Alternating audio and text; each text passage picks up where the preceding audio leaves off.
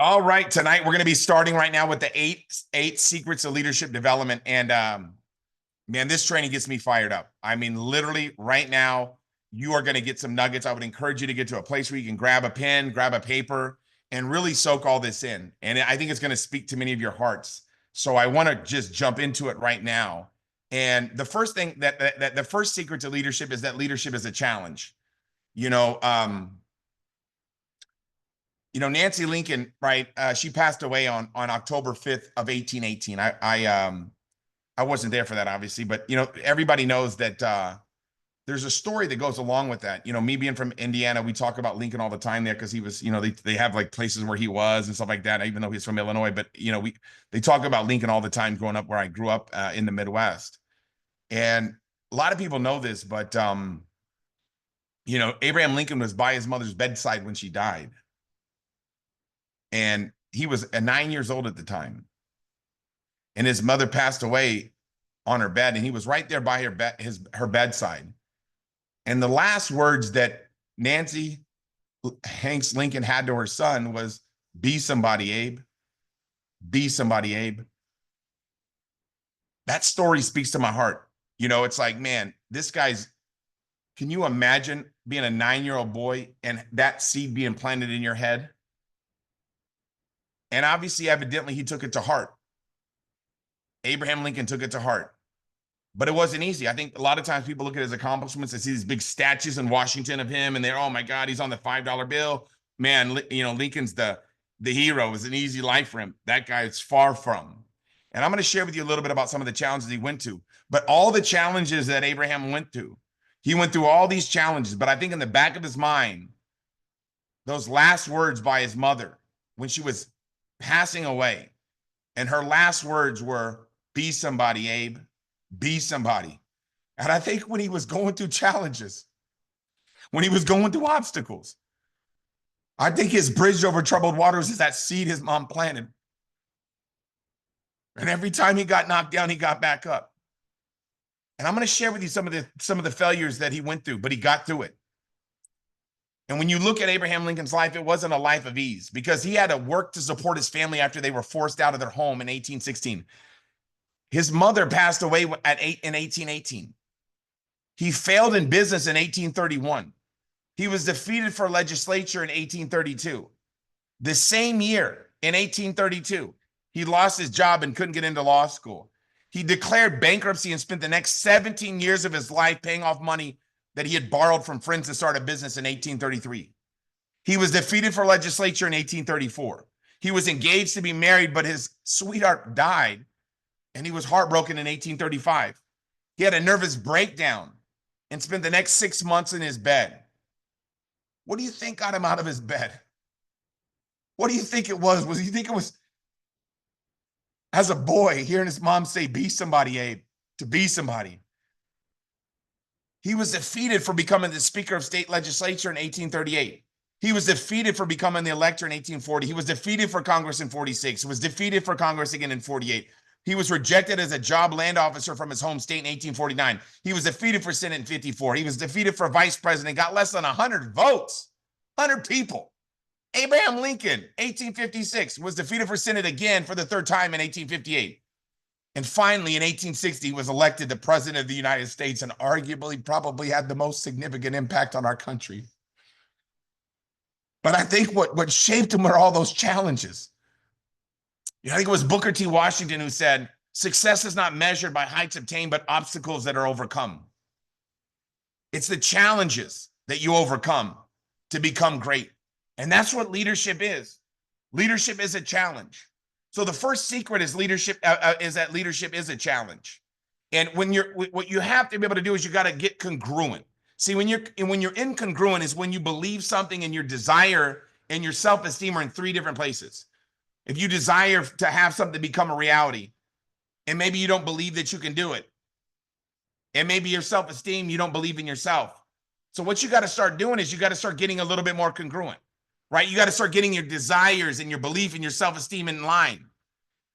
If you want to become a leader and step up to the challenge, and then what happens is at some point you become completely congruent. When your desire and your belief and your self-esteem all line up, Self-esteem is an interesting one, right? I think, I like to teach it to kids whenever I teach my football team, is esteem is like something that you hold in high esteem, something that you're precious to you, like a kid's cell phone or something like that. Kids relate with that, something that they hold in high esteem.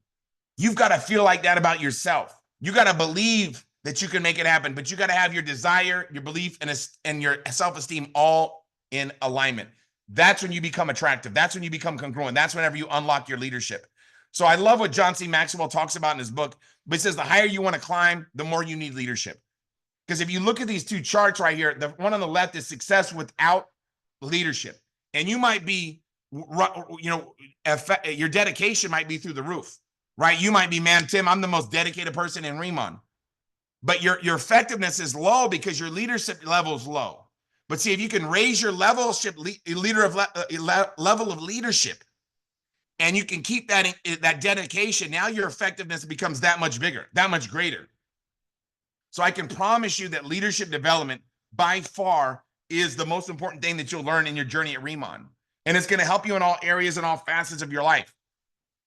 So when I taught this to the kids on Tuesday at football practice. I said, when you're green, I go, there's green apples, there's red apples, and there's rotten apples. I said, when you're green, you're growing. That's whenever you're trying to get better. You're pushing yourself to the limit. You're getting on these calls. You're taking notes. You're applying what you learn. You're going back over your notes. You're studying. You're growing. You're developing. You're developing your skill set. You're growing. And then you get to that point where you've arrived. And that's when you stop growing. And as soon as you stop growing, next step, guess what? You're going to rot. So I love what Ray Kroc said. He said, as long as you're green, you're growing. As soon as you're ripe, you rot. And I was telling that to my football team, and it's no different in leadership. You've got to stay in that constant stage of never-ending improvement, right? I think the Japanese have a word for it called kaizen. And I might be saying that wrong, and I might be actually incorrect, but I'm pretty sure I'm right. Kaizen, which means constant, never-ending improvement. You've got to always be getting better. Your best days are way in front of you. And it's about growing you and developing you in every step of the imagination. So let's talk about geese. Man, I'm fired up about geese. I know a lot of you are like, man, Tim, I heard about there's going to be some geese. Talk about some geese tonight, because I'm going to share with you some lessons from geese. Because I think a lot of times whenever, you see geese flying by, you're like, what are these guys up to? And I think if you analyze geese, you can learn a lot from geese. Because geese fly together because they share a common goal and direction. Geese fly together because they share a common goal and direction. See, geese, they fly in that perfect V formation, because studies have shown that flying in that way and using that kind of teamwork adds 71% more flying range for the geese than if they flew on their own. This is because each bird flaps its wings and creates an uplift that reduces air friction for the birds to follow. What can we learn from that? To be a great leader, you got to be a great student, right? You got to be a great student. Follow the system. My mentor told me, he said, this system is save yourself time, energy, and money, right? A system is a duplicatable process that produces a profit. If you want to go far, you've got to go together. That's the magic. That's the magic. So I think we can learn a lot from geese. Let's see if we can't learn anything else from these guys. Here's another one that's kind of interesting, right? As we analyze geese. Geese stay in formation, right? Whenever a goose falls out of formation, it suddenly feels the drag and resistance of trying to fly on its own, and quickly tries to get back into formation. The formation not only makes it easier for the birds to fly, but it also increases the flock's overall visibility as well. And that's where for their power to be seen. Because see, the bigger the flock, the more geese that they can attract to that flock. And the bigger that flock becomes, the easier it becomes for everybody. Look at that. What are geese up to? So the lesson you learn from that is ego versus paycheck, right? Is what are you looking for, right? It takes teamwork to make the dream work, right? It's the we is bigger than the me, right? It's all about the we. It's not about the me. It's about that name on the front of the jersey, not the name on the back of the jersey. It's about working together as a team. And that's why I love geese. I'm a big fan of geese. I used to hate them because they used to come by our football field and poop on it, and I didn't like them. But guess what? Now I love them, okay? And the reason is because I'm learning from them. And I love the way that the geese operate, because it's kind of interesting. Geese rotate roles, right? And they encourage other leaders and empower other leaders to lead. And so for a lead goose in a formation, the drag is high. That lead goose that's out there that's making it happen, the drag is high on him. The drag is high on that individual. And when the lead goose in the formation gets tired, it rotates back into the formation, and another goose takes his place. The lead goose then immediately feels the advantage of the lifting power of the birds in front of him because of what he created, right? Because that lead goose, he's making it happen. He's leading by example. He's getting the job done. And then whenever it's his turn to fall in line, that he set the pace and he set the tempo for that organization, is going to keep on going. And I think we got to be doing the same thing. We got to be like geese. So I think what's amazing when you look at geese is the lessons that I take from that is that, you know, you got to set the example for your team. Right now, you're the lead goose of your organization, right? You're the lead goose of your team. And people are going to learn from your example. They're going to emulate what you do. You got to have that give me the ball attitude. You got to have that I'm ready to go. I'm ready to make it happen. I'm ready to step up.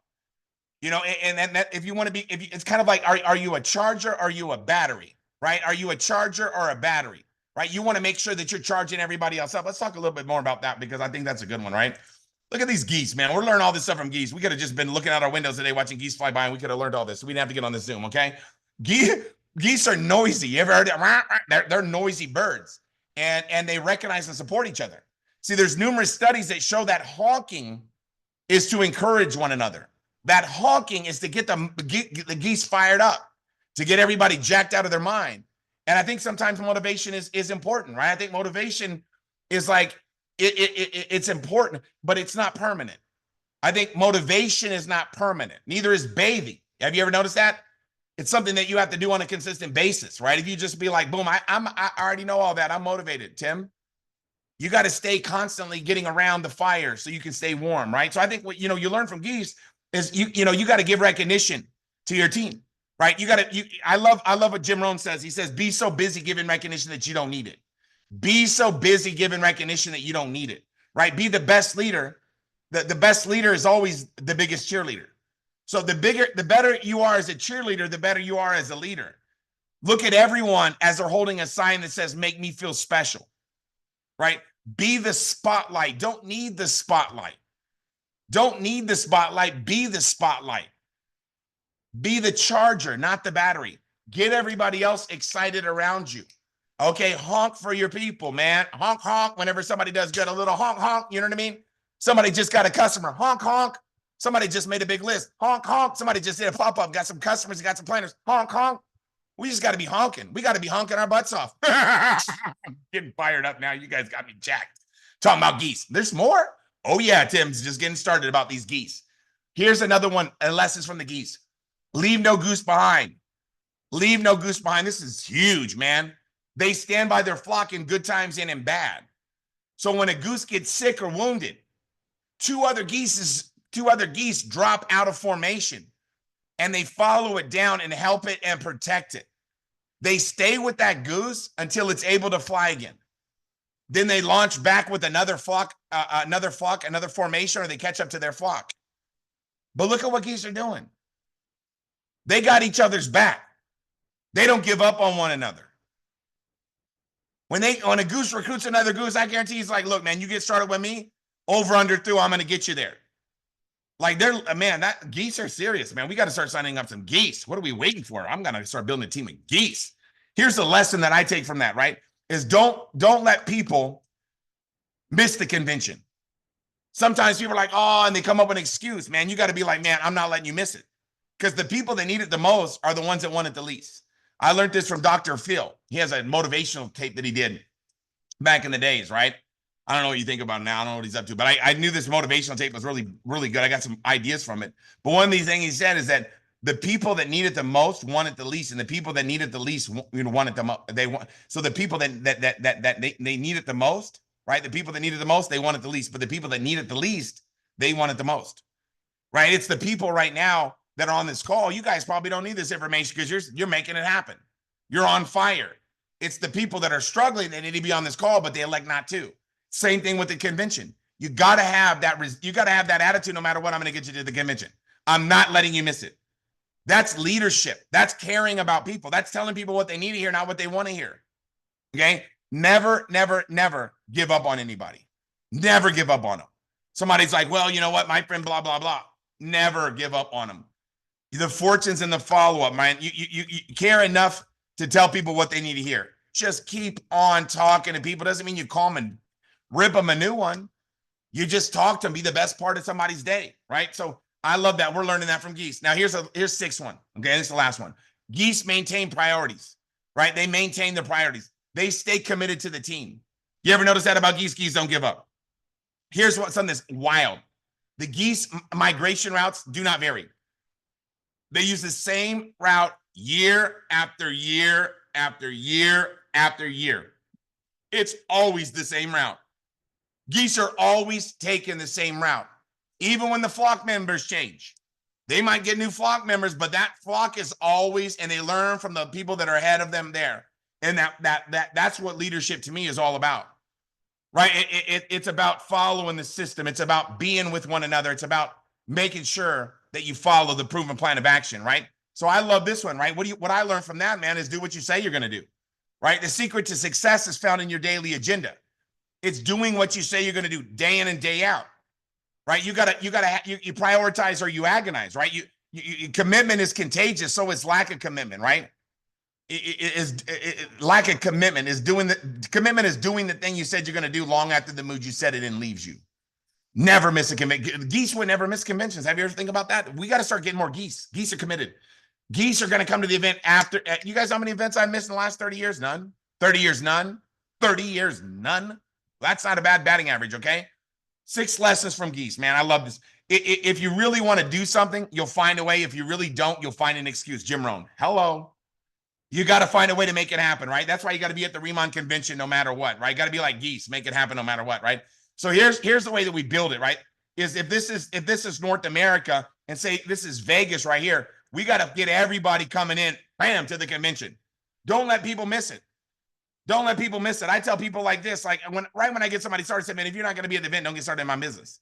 And somebody goes, damn, Tim, that's pretty strong. Well, I'm not looking for people to just join and get started and, maybe make $5, $10. I'm looking for people to be leaders. Now, it's not that I'm talking about people that I individually work with. Doesn't mean that I don't love everybody. Somebody wants to make an extra $50 a month to take the kids to Chuck E. Cheese. That's the most important person in my business because I love that person. But what I'm telling you is the people that I lock arms with, people that I work with, I'm non-negotiable, non-debatable. It's like, look, man, you're either with me or, there's no debating it. It's not even open for discussion, right? It's like my level of commitment is so high, I expect it from others, right? So let me give you another example, right? Let's talk more about this. The event is the mother of the process, okay? So this is leadership secret number 3. The event is the mother of the process, right? Learning from the process. The process is where we become wealthy, okay? There's Pareto's principle that says 20% of your activity is going to give you 80% of your results, and 80% of your effort is going to give you 20% of your results. So what do you think you should focus on? The 20% that gives you 80% of the results, or the 80% that gives you 20% of the results? So you got to understand the difference between goal achieving activities and tension relieving activities. Is what you're doing goal relieving or goal achieving or tension relieving? Are you trying to relieve tension? Are you trying to just, man, I'm going to do this because it's busy work? Or are you doing the stuff that makes you money? For me, I'm all about I do money making activities, man. I'm addicted to it, right? It's like, I need to go get a haircut. Look at me. I'm looking all shabby, but it's like, it's easier for me to sit here all day long and work than it is to go get a haircut. Some of you guys got the best looking hair in the world, right? Make sure you prioritize or you agonize, right? Your daily agenda is going to expose you or promote you. So your daily method of operation, what you do on a consistent basis, your process, right? Your process of building your business will expose you or promote you. You can't keep doing the right thing over and over and over and over and over and over and over and not win. It's not possible. You do the right thing over and over and over and over and over and over again, you're going to win no matter what. But if you do tension relieving activity over and over and over and over and over and over again, you're not going to win. It's a guarantee. Like I could sit down with you, I could hang out with you for one day, and I could follow you around for one day, and I could tell you pretty quickly how much money you're going to make in our industry. And you could come sit with me and watch me. You could go sit downstairs in my living room and watch me work all day. You know what you would say? That guy's going to make it happen no matter what. And I'm not saying that to brag. I'm telling you guys, at one point, I didn't know what I was doing, but I found out if you do what you do, you'll get what you get. If you do what you've always done, you're going to get what you've always gotten. I like what I get, so I do what I do. You guys see how smart that is? Most people think, oh, when you do what you do, you're going to get what you get. Means if you keep doing what you're doing, you're going to keep getting what you're getting, and they don't like what they're getting, so they're going to stop doing what they're doing. For me, it's like, I love what I'm getting, so I'm going to keep doing what I'm doing. All right, I'm going to stop talking so fast because some of you are like, damn, dude, this is not my first language. Tim, kick back. The difference between the 80, 15, and 5. We talk about the 80, 15, and 5. 80% want to make 500 a month. 15 want to make 500 a week. 5% want to make 500 a day. The difference, they all do the same stuff. It's just the activity and the results. The activity and the results. So it's like, what is a 5%? The 5% of people that want to make an extra 500, 1,000 a day, what do? Do the same thing, the same activity as the 80%. We just do more of it. That's literally, we do the same thing. Like, there's nothing that I'm doing that you can't do. I just do more of what you are doing. I just do it aggressively all the time. So you got to understand, major time is in the presence of prospects. This is the process. I'm trying to teach you the process. Okay. Minor time is everything else. So major time in front of prospects. Minor time is everything else. So what my mentor told me, she said, Tim, major and majors don't major in minors. Spend major time on major things and minor time on minor things. That's the Pareto principle right there. He just made it seem a little bit easier for me to understand. Let's talk more about this, okay? Let's talk about time management, right? I love what Clint Eastwood said. Clint Eastwood said, respect your efforts. I wish Clint could be on this call tonight. I didn't invite him though. But Clint Eastwood, if he was on this call tonight, guess what Clint would say? Clint would say, hey, respect your efforts, respect yourself. Why? Because self-respect leads to self-discipline. When you have both firmly under your belt, that's real power. So like, give an example. If you're working 40 hours a week at your job and you're sleeping 56 hours a week, and guess what? Let's say you're spending 42 hours with your family, commuting, eating, whatever you're doing. That means you got 30 minutes left. We all got the same 168 hours. So if that's your equation, I don't know what your equation is. I don't know what your daily method of operation is. I don't know what your schedule looks like. But I know what common sense tells me. The common sense is, I got 168 hours a week. You got 168 hours a week. Let's not get that twisted, right? So we got the same amount of time. What's the difference? It's what I'm doing with my 30 hours on my dreams. And I'm working the business full time, right? So I'm putting 70 hours in my dreams. But at the beginning, I was working part-time when I got in network marketing because I was busy and broke. And I didn't have a lot of time, but whatever time I had, I and I love getting into trainings because it's all about sharpening the axe, because skills makes labor more valuable, right? Skills makes labor more valuable. Meaning if you do 10 presentations with no skills, you might get one person in. If you do 10 presentations with skills, you might get 8 in. What's the difference in 8 and 1? Skills. So skills makes the labor more valuable. It's kind of like you can chop down a tree with a spoon, but it's going to take a long time. So in some of your time, in your downtime, you want to be developing your skill set. That's why getting on these calls on Friday nights are so valuable, because you're learning the business, right? You're learning some secrets. So here's what I love to do. I love to think of everything kind of like a really analytical. So if we all have 24 hours in a day, 168 hours in a week, 52 weeks a year, and 8,736 hours a year, that's pretty safe to say that that's what we all got, okay? If that's what we're all dealing with, and you set a goal. Now, I know everybody's got different goals on here, and I know a majority of you don't want to make $1 million a year in network marketing. You're like, Tim, that is the last thing in the world I want to do is make $1 million a year in network marketing, okay? So I don't get offended when I say $1 million, because you could break this thing down into 100,000. I don't know what your goals are. But what I'm saying is the way that I look at it is what I'm prescribing right now. So don't think, oh, Tim's trying to get me committed. Don't get committed. I want to share with you what I'm thinking, okay? Just think what I'm thinking, okay? It's like, look, I'm making, $1 million a year, okay? Obviously, that means I'm making 114 hours, $114 every hour, whether I'm sleeping or awake. That's $1.90 a minute. So, and now I treat look, when I got started in Riman, I wasn't making 7 figures. Okay. I wasn't making 7 figures when I got started, but I knew this formula.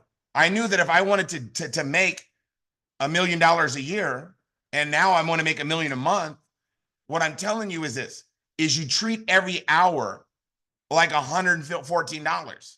Treat every minute like $1.90 a minute. Somebody's got, hey, tip, can I borrow 10 minutes of your time? Sure. But that's almost $20, right? So when it helps you respect time a little bit, but you got to respect yourself first, right? You got to know that you can do it. Okay. So you got to run the day, or the day is going to run you, right? When should you start your day? Once you finish it. Don't trust your memory. Plan your day.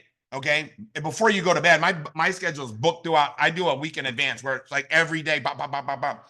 And anytime someone's like, Tim, can you get on a call? The answer is yes. Here's my time slots. Let's go. I'm nonstop, right? But I overbook myself with MMA, right? And that's not mixed martial arts. That's money-making activities, right? So money-making activities is what? In the presence of what? We talked about it. In the presence of prospects, okay? So let's talk a little bit about the event versus the process, okay? This is from John C. Maxwell, and I'm going to be talking about his stuff next week, but I'm not going to be able to get as much into it as I am right now. But the event and the process, they're basically related, right? It's a perfect marriage between the two. because the event inspires decision. The process inspires development. Okay, so once you commit to the process, that's what happens at the convention, right? Everybody at the event is going to commit to the process of changing their life, right? So give an example. The event motivates people. The process matures people. I love that, okay? Let me show you this one. Guess what? The event is a calendar issue. The process is a culture issue, right? When you create that culture in your organization of growth and development, okay? The event challenges people, right? It challenges because it's a challenge to get to an event. The events, this is it. Like we can't, someone's like, Tim, I can't make the event. Well, I can't call the company and switch it around. Tim, I can't make it to the event. Okay, well, let me call Danny and Betty real quickly and see if we can't bring it to your hometown. Where do you live at? Oh, you're in Milwaukee? All right, let me call Danny and Betty and see if we've got time to change the damn event. We got a month left. We'll change it to Milwaukee so you can make it. Are you kidding me? It challenges people. Because if you miss the event, you're 6 months behind anybody else because you got to wait 6 months for the next one. So it challenges people to get there. It's not easy to get there. Somebody says, "Well, I live in Vegas, Tim. It's easy for me." All right, we'll stop with you. You're easy money, okay? It's easy for you. But for everybody else, it takes a commitment. It takes commitment to get to the event. So it's a challenge. And the right people step up to the challenge. They love challenges. And the process changes people. Right? These daily calls, these daily, the Friday trainings that I'm doing, they change and develop people. So you got to get committed. And the event is easy. The process is hard. Why is the process hard? Because it takes time, day in and day out. And it's small steps. Once you commit to the process, it's a little bit of improvement every single day. You don't become great at anything overnight. When you first started to walk, you weren't walking, right? And it took time. So the event is so critical, right? Build your business event to event, right? I tell people like this: you're not even in the event, and you're not even in yet until you've been to a convention. So we have March and September. I think it's in September. I don't know. Whatever it is, I know somebody's like, I know exactly when it is. All right, stop. I'm not that smart. Okay. Here's what happens. Everybody that we sign up in March, we're getting them to the event. Everybody we sign up in February, we're getting them to the event. Everybody that we sign up in October, end of September, November, December, all those people that just got started, it's all about getting them to the event. Because if you get them to the event, boom, the light bulb's going to go off. If you get them to the event, they're going to see the big picture. Okay. So you're not in until you've been to an event, until you've been to a convention. So what happens is if somebody misses the March event, now really you can get tickets for the event. Somebody's like, "Oh, it's sold out." Guys, it's not hard to find tickets. There's tons of people on this call that have extra tickets. Okay. And if you have extra tickets, recruit some new people and get them to the event. The people that get started right before the event, the week or two before the event, those people are the ones that, boom, they're the ones that blow up because they're brand new, fresh, they're friendly, their first exposure. If you're a leader on the call, let's say you're a team leader or higher, you want to get guests to this event, right? I'm flying in some leaders because I know coming out of this event, I want to have 3 or 4 new lines of business of leaders to be working with. So I'm going to be flying in some prospects to be at the event, okay? Get some prospects out there. Okay. I'm not flying them on myself. You know what I mean? Some of them I'm just telling you, get your butt out here. Stop being cheap, bro. We're going to become wealthy. Get your butt out here. Like I'm not playing around. So now we're going to talk about the secret number 4. It's called the law of environment. There's a book that John C. Maxwell wrote that's called the 15 Invaluable Laws of Growth. And law number 6 in that book is called the law of environment. And he says it's possible to change without growing. Think about that. You can change without growing, but it's impossible to grow without changing. I love that. When I read that, I was like, John C. Maxwell, you did it again, bro. Listen to what that says. It's possible to change without growing, but it's impossible to grow without changing. So we got to change. We got to develop. We got to be able to get in the right environment. That's what the law of environment is all about. Growth thrives in conductive surroundings, right? It's like you got to have a conductive surrounding, meaning like, a conductor is like whenever you look at an extension cord, right? You're taking something, you're plugging in the wall, electricity's going and powering something up. That cord has got the stuff around it, right? This is like conductive material. You gotta have a conductive environment, a surrounding where where you're in an environment where you can grow, where you can develop. That's why it's so important to get people to the convention, because that environment grows people. But what you do if you want, let me ask you a question. If you want a plant to grow, I want to grow this plant, Tim, what do I do? How do you grow this plant? Throw it under your bed, bro. Like, no, obviously you don't throw it under your bed, right? or would you water it, give it sunlight, and keep it potted and well taken care of? That's your people. My mentor said, you only brush the teeth that you want to keep, right? Only bring the people to the convention that you want to keep. He told me, only recruit the friends you want to keep, because when you become wealthy, Tim, your friends aren't going to have anything in common with you. So he said, recruit them into the business and become wealthy with them. Because if you're like, hey, it's Wednesday, let's go to Tahiti, and they're like, oh, I gotta go to work. It affects your relationship. So bring them along so they can become wealthy with you, right? So understand that it's the same with our group. If you get somebody started, they're like a brand new plant, right? You got a plant and you just throw it under your bed, or you throw it on your bookshelf. It's not going to grow.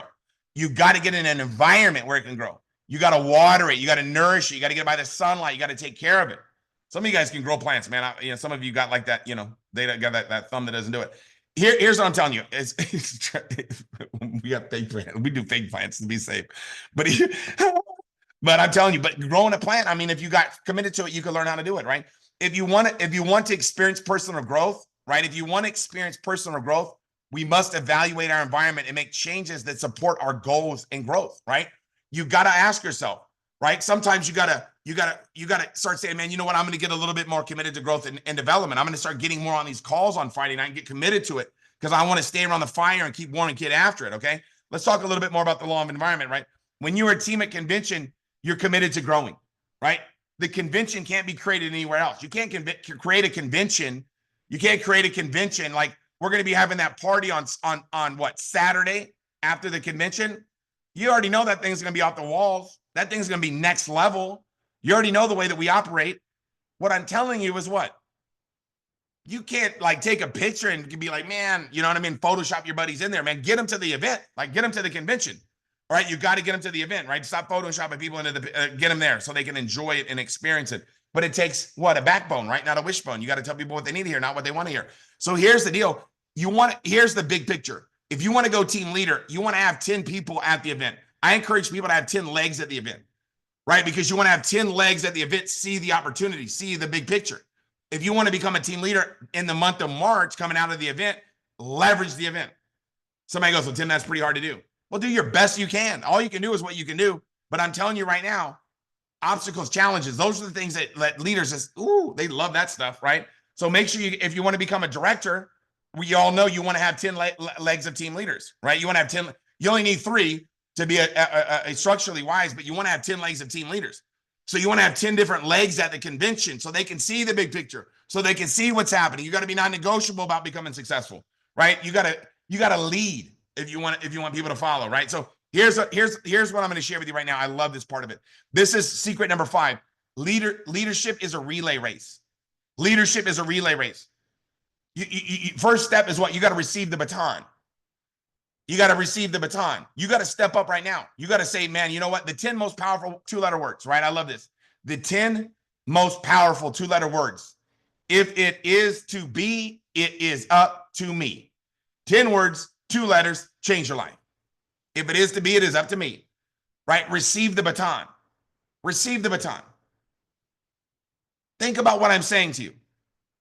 If you're in a race and you're in a relay race and somebody's trying to give you a baton, you're like, no, I don't want it. What are you talking about? Grab that baton and run your butt off, right? The second part of a relay race is what? You got to run your leg. You got to run your leg of the race. You got to run your portion of the race. People can't follow in your footsteps if your feet aren't moving, right? People can't follow in your footsteps if your feet aren't moving. You got to be moving.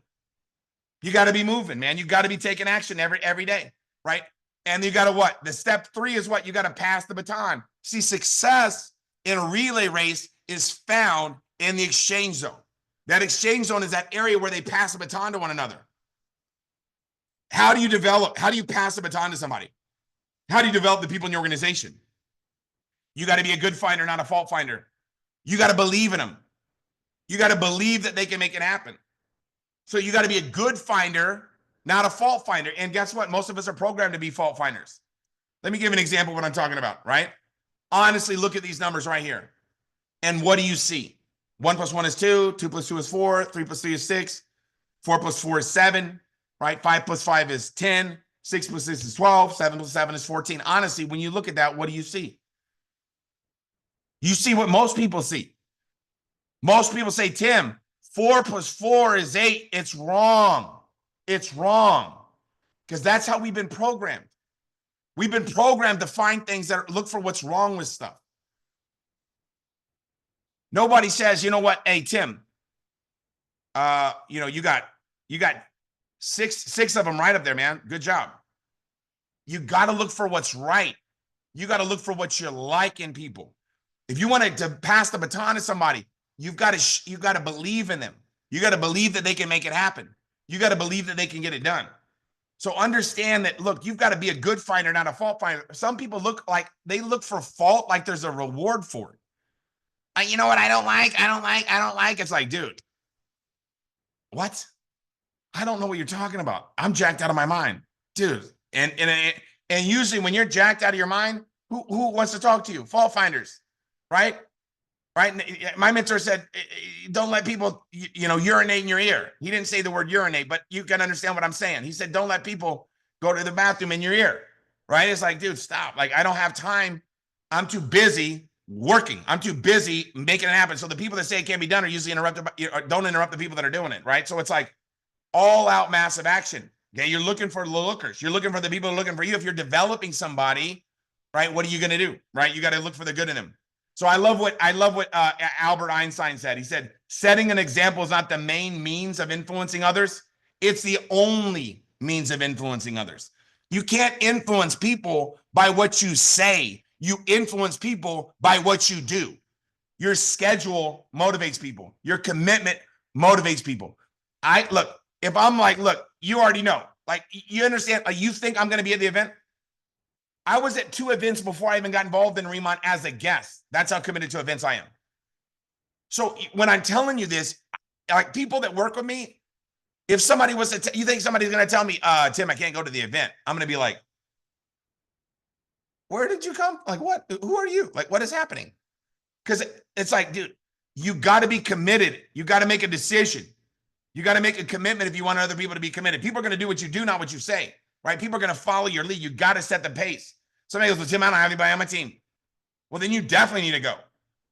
You definitely need to start setting the right example. So when you do get people that they know what you're doing, you can show them, hey, I was at the last event, man, before you got started. Like, make the commit. What do you think comes first? The stove or the wood? Hello. Right? It's like, what comes first? Right? The wood's already there. The stove's there. Then what are you going to do? The stove is there. Well, put the wood in the stove. Well, I'm not putting the wood into the stove until the fire turns on. It's like, what? What are you talking about? You put the wood in the stove and then you light it and then you get the fire going. You put the effort in, right? Before you win. It's a no-brainer. Everybody knows this stuff. It's super simple. Let's talk about leadership secret number 6. Okay, this is so big, right? What got you there won't keep you there. So basically, as your leadership level increases, your responsibilities increase and your rights decrease.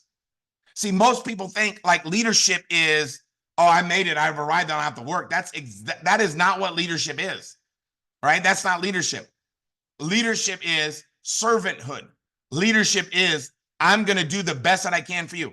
I'm going to do the best that I can for you, right? I'm going to do everything that I can do to be the best version of myself I can to help you.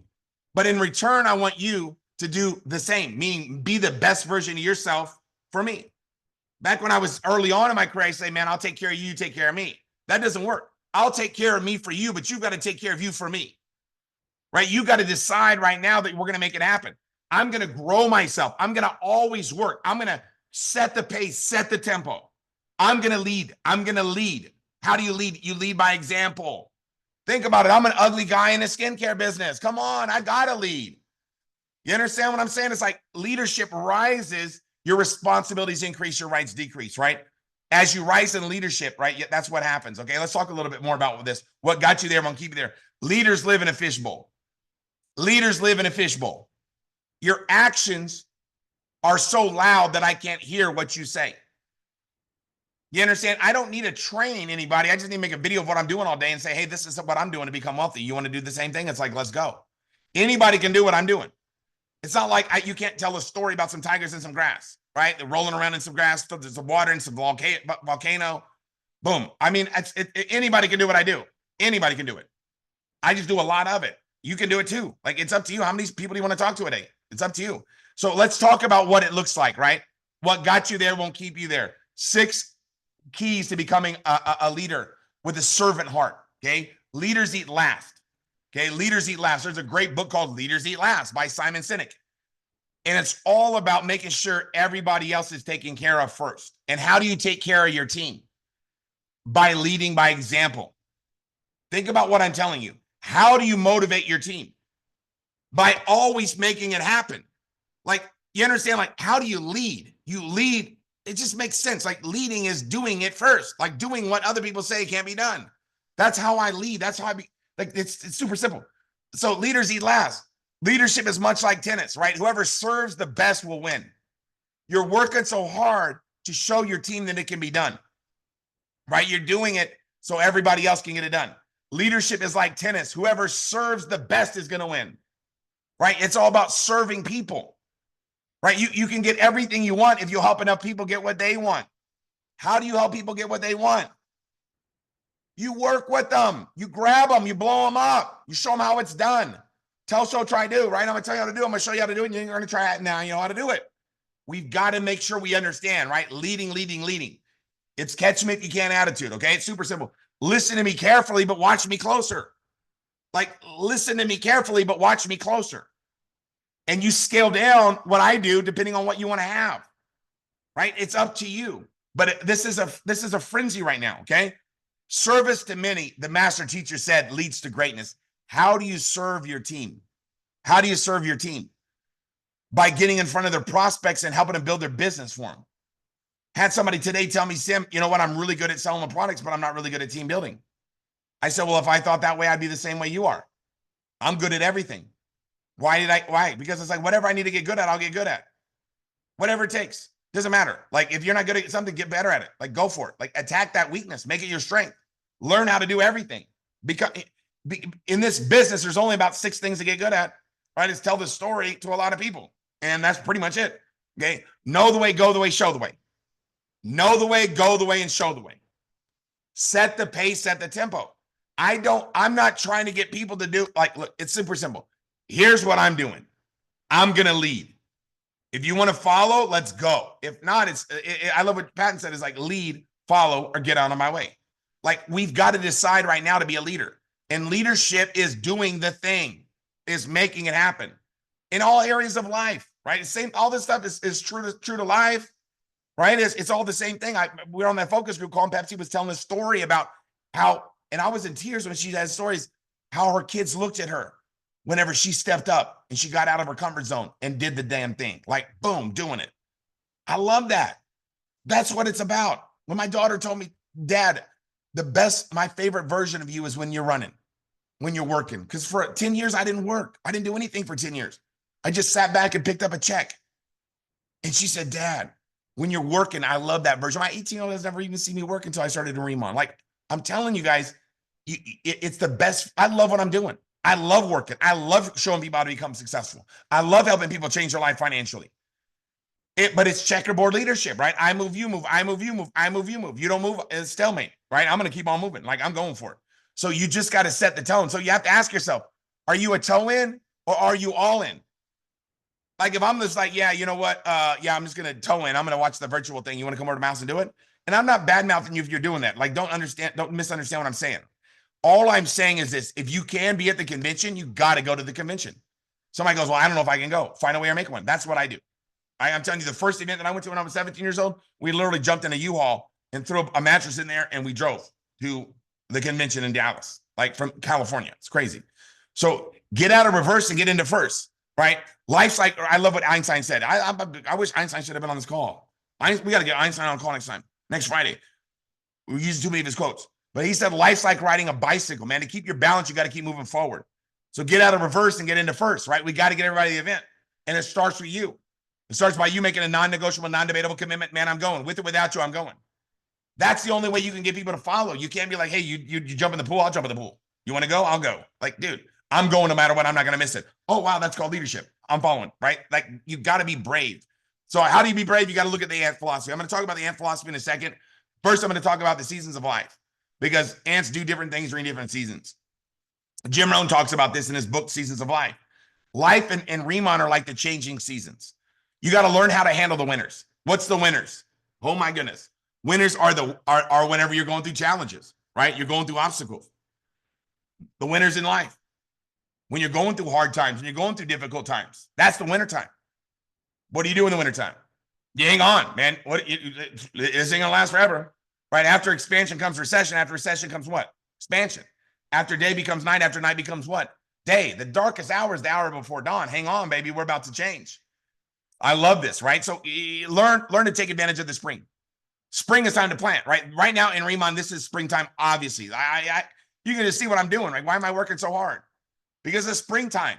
It's time to plant. It's time to recruit. It's time to share this business with people, man. We're going to make this company a household name. Taking this thing around the world, 40 countries the next 5 years. A lot of wrinkles about to go away. Bad day to be a wrinkle, baby. So learn how to nourish and protect your crops during the summer. Summertime is what? The busy bugs and the noxious weeds are out to take your garden, right? And if you let them, they'll take it. So what do you do with a busy bug and obnoxious weed? You can't turn your head and say there's no weeds, there's no weeds, there's no weeds. Weeds will take your garden, right? You pull the damn weeds out, right? You kill the bugs, right? You got to do it. So it's the same thing with you, and it's about your disciplines.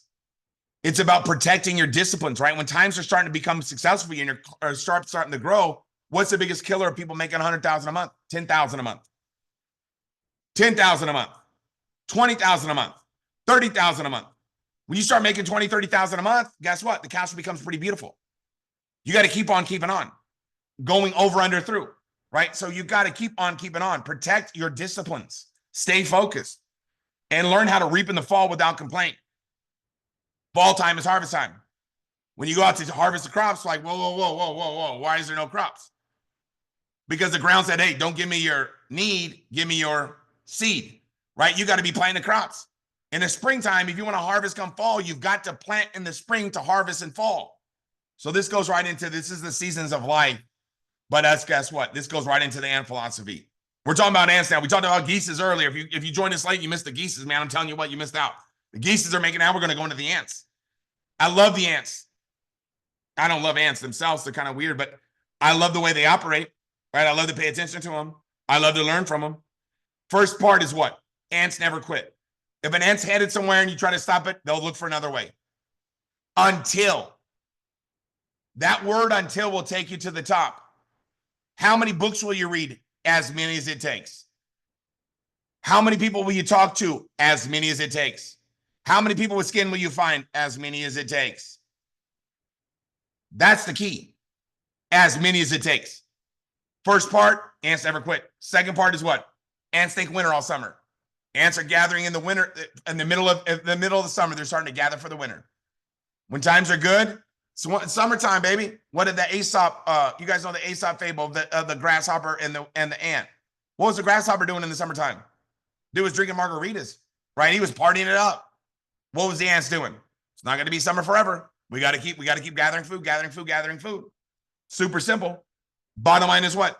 Third part, ants think summer all winter. That's a good philosophy, right? During the wintertime, the ants remind themselves, hey, this ain't going to last for long. We'll soon be out of here. And as soon as the first hot day comes out, boom, they're out there. So you got to learn to do what? To keep on keeping on whenever you're going through a winter. Well, that's what I do. December was not, every month we've grown in Riman except for the month of December because of obviously we know why. Santa Claus is the big deal. What do you think I did in January, man? We went out there and sponsored a bunch of brand new people and built a bunch of new lines. Now we have another person about to hit director. Why?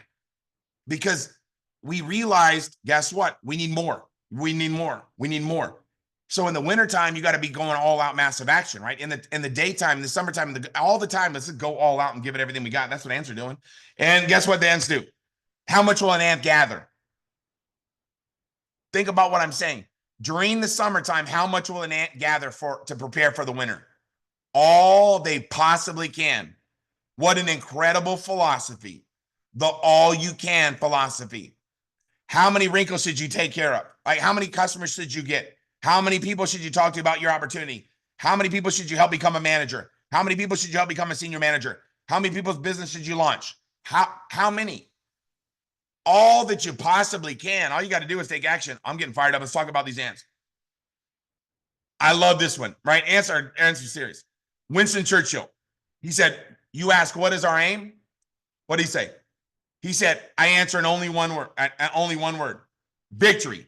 Victory, he said, victory at all costs. Victory in spite of all terror. Victory, however long or hard the road may be, because without victory, there is no survival. You ask, what is our aim? I answer in only one word. Victory. Victory at all costs. Victory in spite of all terror. Victory, however long or hard the road may be, because without victory, there's no survival.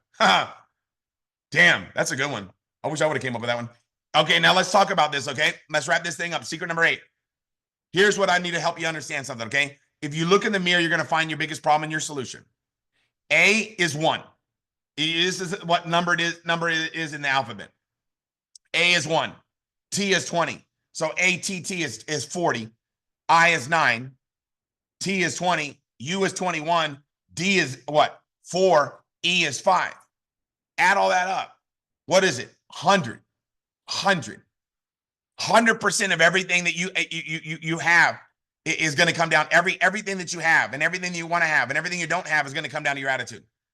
Wherever you are in your life right now is going to be summed up by your attitude.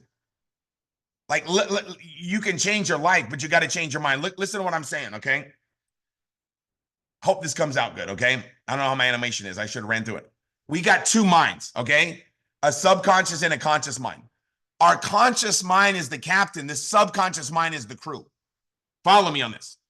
The conscious mind says, here, let's go. The subconscious mind is the crew. The crew says, let's go. Let's go. Whatever you want me to do, let's go. So if the conscious mind, the captain, says we can't do it, what does the crew say? Then we won't do it. We can't, we won't. All right, let's go. As soon as you say that, you cut yourself off from success. Your subconscious mind is the crew. Your conscious mind is the captain. The captain gives the crew orders and it finds a way to make it happen. Let me give another example. If the captain says, how can we? Crew says, we'll figure it out. How can we do this? We will find a way. We will make it happen, sir. Like, we will make it happen, ma'am. Whatever it is. The captain says, how can we? The crew says, we'll figure it out.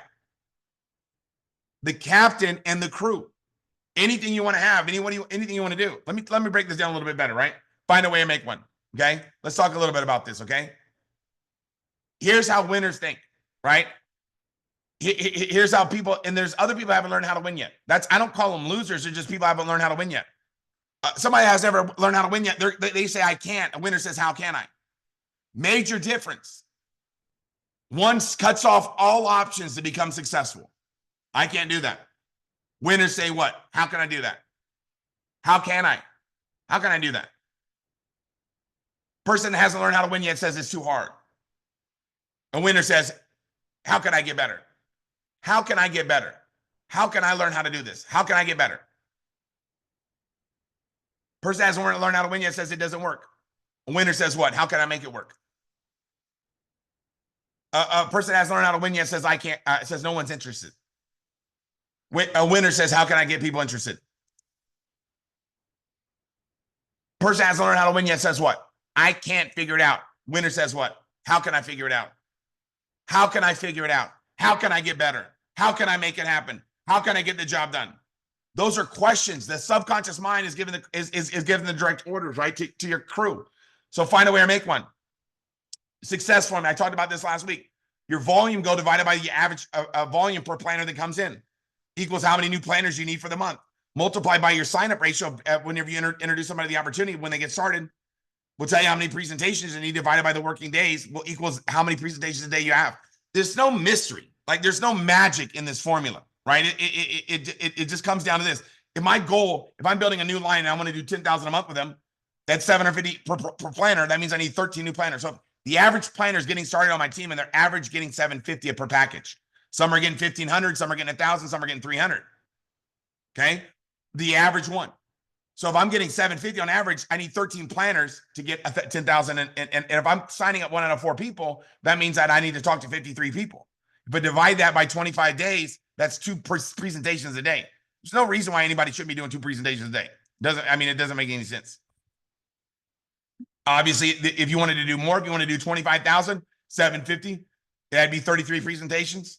And the numbers don't lie. The thing that you got to remember is numbers don't lie. People will. People lie, but numbers don't.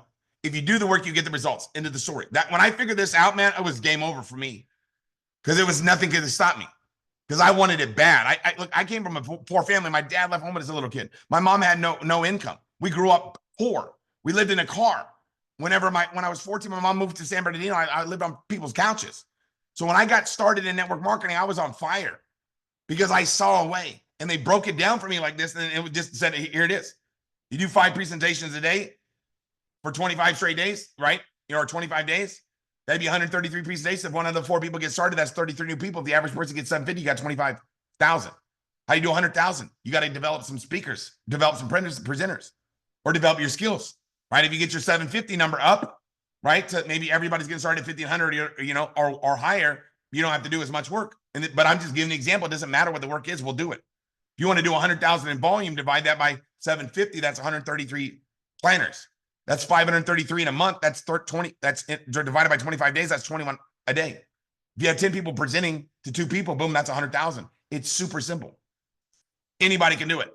So find a way to make one. And this is something that gets me jacked. Harriet Tubman, what'd she do? Find a way to make one. And I love what she said. Listen to what Harriet Tubman said. One of the greatest Americans, right? I mean, she was just unbelievable. She had that underground railway where she would go in there and she would go into the South and she would get captured slaves and she would free them and she would bring them to Canada. And this is what she would say when she would recruit somebody. If you hear the dogs, keep going. If you see the torches in the woods, you keep going. If they're shouting after you, you keep going. You don't ever stop. Keep going. Because if you want to taste of freedom, keep going. This is what Harriet Tubman said. If you want to taste of freedom, keep going. This is something that she did. If people change their mind along the route, she would put a gun to their head and say, dead folks tell no tales. Dead folks tell no tales. Meaning, hey, I'm not letting you quit. Now, obviously, we're not going to go to that extreme, right? We're just talking about wrinkles. But I'm just saying, that's leadership. That's somebody that's going to make it happen no matter what. That's somebody that people want to follow. Made a difference. Impacted people's lives. So here's what I'm going to share with you. The moment of decision, right? The moment you make a decision, the universe conspires to make it happen. Make a decision. Make a commitment no matter what. Then guess what? You're going to the event. Over, under, or through. Make a commitment. Once you make a decision, the universe is going to conspire to make it happen. Nothing can stop me. Nothing in my way. Tim, I got this. I got that. Find a way to make one. Find a way to make one. Let's make it happen. Nothing can stop us. Nothing can get in our way. Call to action is what? Have 5 guests on our Saturday overview. Robert and I are doing it. You already know Robert's one of the best at sharing the plans. It's not about can or can. It's about will or won't. It's not about can or can. It's about will or won't. Get 5 guests on that overview, right? Create a manager ASAP. Every week, every month, just focus on manager after manager after manager, right? Create one at a time. And obviously tonight, enter all volume before pay period deadline. We're going to go all out massive action to make it happen. I really appreciate everybody's time tonight. I know a lot of you guys are still closing out the month and we've got a lot of great things that are happening, but this moment in time, it's never going to be recreated again. We got to decide right now that over, under, through, that we're going to get there, that this is our time to do something special. You got to believe that, guess what? If it is to be, it is up to me. Let's make it happen. This is our chance and our time to change so many people's lives. Can you imagine what would happen if you decided to start helping people become successful? You started becoming that leader that says, I'm going to get you there over, under, or through. How many lives could we impact? How many lives could we touch? How many people can we help? Think about it. There's nothing like that. When you help somebody become wealthy, there's nothing better than that. It's the best feeling in the world. You change them forever. And because once their mind grows beyond its original capacity, it never shrinks again. Let's go all out massive action. Let's make this month right now that's about to start. Let's kick this thing off strong. Let's go all out massive action. Let's make sure everybody in our team goes manager. Nobody gets left behind. We're getting everybody to the manager. We're getting everybody to senior manager. We're going all out massive action. So with that being said, God bless you guys. Thanks for joining us. Let's make it happen. Let's force results and let's see you guys at the top. Let's make it happen, everybody. We're going to have fun in Vegas, baby.